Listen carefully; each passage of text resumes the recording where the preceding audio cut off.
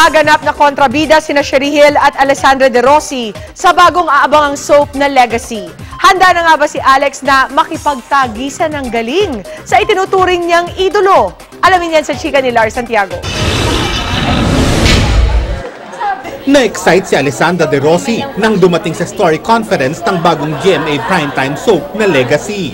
Lalo't maraming malalaking artista sa bagong show. Naroon sina Heart Evangelista, Lovie Poe, Solen Yusuf, Jeff Eigenman, Sid Lucero at Sherry Hill. Nakaka-excite. Ang dami namin, tapos ang gaganda nilang lahat. Parang, kasali ako. Maganda rin talaga ako. Ano mo nga naman, na-confirm ko na today yung ka-level ko yung Solen sa ganda. Alam mo na.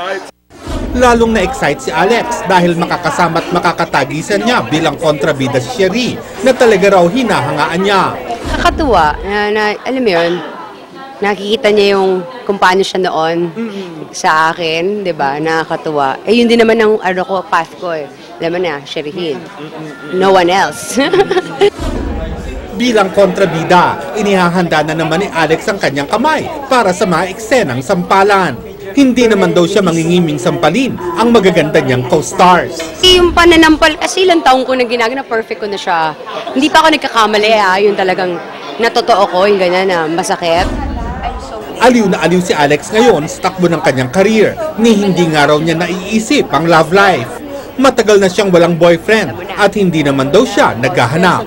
Hindi ko naman siya hinihingi, hindi ko siya pinagdadasal, pero kung hindi naman ako taping, bahay lang talaga ako eh. So, sana ako makakilala ng boyfriend.